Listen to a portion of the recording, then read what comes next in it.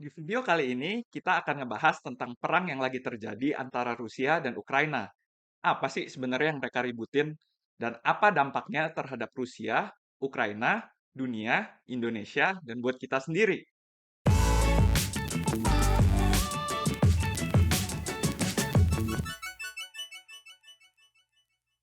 Halo teman-teman, welcome back to my channel. Dan buat teman-teman yang baru join, nama gue Reza dan gue udah berkarya di bidang accounting dan finance buat lebih dari 13 tahun. Di channel ini, gue akan banyak ngebahas soal keuangan dan investasi, karir, dan juga review buku. Dari sejak lama, hubungan antara Rusia dan Ukraina ini bisa digolongin sebagai love-hate relationship.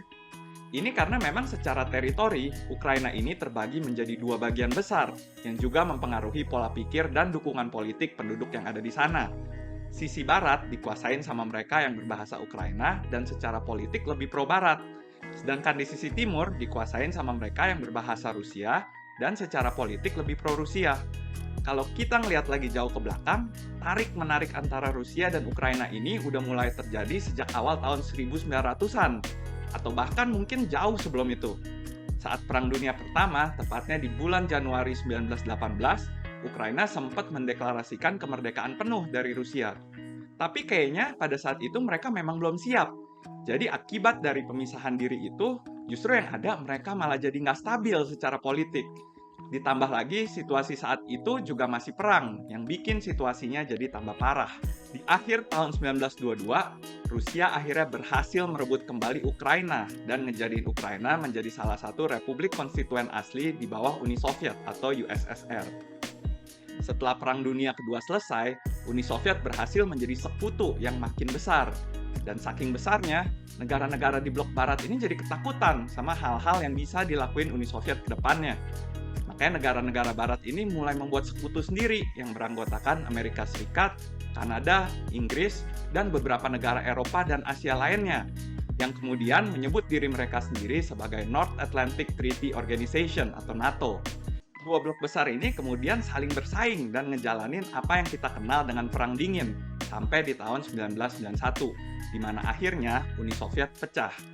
Dengan pecahnya Uni Soviet ini, pelan-pelan negara yang dulunya tergolong sebagai Uni Soviet mulai menjalin hubungan sama blok barat, dan beberapa dari mereka malah menggabungkan diri ke NATO. Sayangnya, ini belum terjadi di Ukraina, yang kebetulan posisinya ada di antara blok barat dan blok timur. Dan kayak yang tadi udah dibahas, karena memang ada perbedaan kultur dan pandangan politik di negaranya sendiri, mereka juga jadi galau, walaupun sebagian besar dari warganya sepertinya lebih pro ke barat.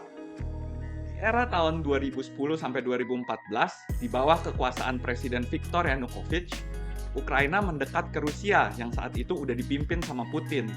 Tapi karena memang warganya banyak yang pro-barat, Presiden Viktor Yanukovych ini akhirnya kena demo dan berhasil dilengserin. Tapi hal ini nggak terjadi begitu aja. Putin juga nggak mau kalah dan mutusin untuk menganeksasi alias mengambil secara paksa area Crimea di tahun 2014. Crimea ini awalnya memang di bawahnya Rusia, tapi di tahun 1954, Crimea ini udah dikasih sama Rusia ke Ukraina.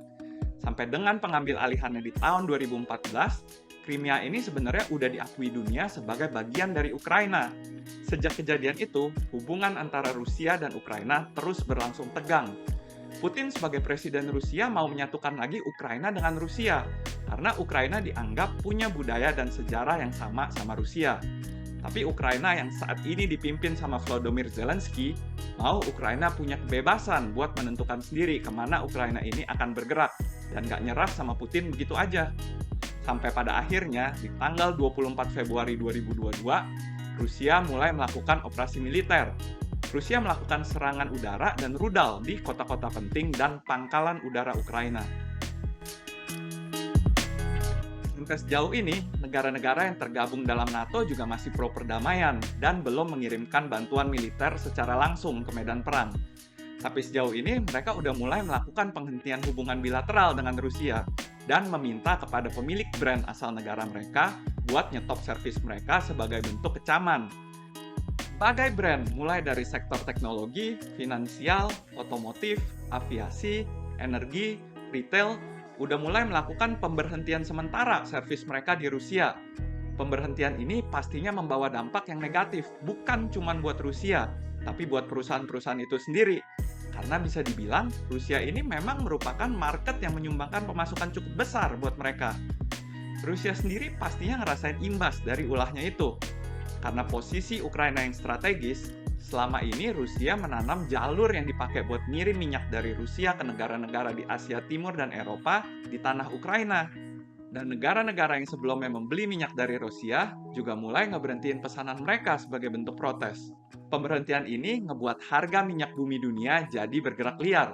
Bukan cuma minyak bumi aja, tapi harga dari hampir semua komoditas lain, termasuk gas, batu bara, baja, nikel, palladium, platinum, tembaga, dan emas juga jadi nggak stabil. Ini karena Rusia memang dikenal sebagai eksportir dan negara produsen untuk beberapa komoditas kunci untuk ekosistem industri global. Kenaikan harga komoditas ini juga memicu tingkat inflasi yang tinggi. Consumer Price Index di Amerika mengalami kenaikan 7,9% di bulan Februari 2022 dan merupakan yang tertinggi dalam 40 tahun terakhir. Hal ini sampai ngebuat The Fed akhirnya mutusin buat naikin suku bunga Amerika untuk pertama kalinya dalam lebih dari 3 tahun terakhir. Kenaikannya sebesar 0,25% ini diputusin pada tanggal 16 Maret 2022.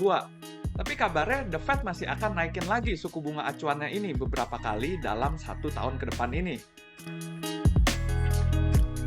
Pemerintah Indonesia saat ini masih memegang prinsip bebas aktif, yang artinya cukup bebas bersikap sesuai dengan kepentingan nasional, tapi juga tetap aktif dalam memberikan sumbangan dalam bentuk pemikiran dan bantuan terhadap penyelesaian konflik. Sampai dengan saat ini sih dampak langsung dari perang antara Rusia dan Ukraina buat Indonesia belum begitu kelihatan. Meningkatnya harga minyak memang ngebebanin Indonesia sebagai negara net importir minyak. Tapi untungnya harga komoditas lain yang diekspor Indonesia kayak batu bara, CPO, nikel itu juga naik. Jadi sampai dengan saat ini bisa dibilang APBN masih lumayan terkontrol. Kalau kita lihat dari sisi nilai tukar rupiah dan IHSG, keduanya juga cukup berfluktuasi, tapi overall belum ada pergerakan yang terlalu signifikan. Tapi memang rasanya terlalu cepat buat kita kalau bilang perang ini nggak ada efeknya ke Indonesia. Kadang-kadang perang itu bisa menimbulkan butterfly effect dan long tail, di mana efeknya bisa panjang dan nggak ada yang tahu arahnya bakalan kemana. Walaupun saat ini The Fed udah mutusin buat naikin suku bunga, tapi buat Maret 2022, BI masih mempertahankan suku bunga acuan di 3,5%. Tapi ke depannya, kalau inflasi nggak terkontrol dan The Fed masih naikin suku bunga mereka lagi, kemungkinan besar BI juga akan naikin suku bunganya. Kenaikan suku bunga ini akan terjadi dua arah, baik dari sisi pinjaman maupun dari sisi simpanan. Di sisi pinjaman, kenaikan suku bunga bikin perusahaan tambah berat buat menanggung biaya bunga, dan bikin mereka jadi lebih mikir kalau misalnya mau ekspansi usaha dengan cara meminjam dari bank. Bunga kredit konsumtif pun bakal naik, yang bikin orang bakalan nahan-nahan kalau misalnya mau ngambil KPR, kredit kepemilikan kendaraan, atau kredit lainnya. Di sisi simpanan, efek kenaikan bunga ini bakalan berasa nanti di instrumen keuangan kayak deposito dan reksadana pasar uang. Kenaikan ini bakalan mendorong orang buat nyimpen uang mereka di bank, yang berefek pada rendahnya tingkat konsumsi. Jadi memang, overall, kenaikan suku bunga acuan bakalan memperlambat pertumbuhan ekonomi ke depannya. Kalau buat individual, mungkin kita udah mulai ngerasain nih dampaknya. Harga-harga sembako mulai naik. Bukan cuma karena efek perang aja, tapi juga digabung sama efek menjelang hari raya dan juga rencana pemerintah buat naikin PPN jadi 11% di bulan April. Nah, makanya sama kayak di video sebelumnya, di situasi yang belum menentu kayak begini, gua menyarankan banget ke kalian buat punya dana darurat yang cukup. Karena kita nggak bakalan tahu apa yang terjadi ke depannya. Apakah perang antara Rusia dan Ukraina ini bakalan ketemu titik tengah? Atau malahan pihak NATO akhirnya mutusin buat turun tangan secara militer, yang bisa banget nyebabin perang dunia ketiga. Dan di situasi kayak gini, lebih baik kita pasang mode wait and see. Tahan dulu pengeluaran besar yang memang masih bisa ditahan, sampai situasinya jadi lebih normal lagi. Oke, sekian dulu buat video kali ini. Buat kalian yang ada komentar atau pertanyaan tentang hal yang kita bahas di video ini, boleh langsung leave komentarnya di bawah.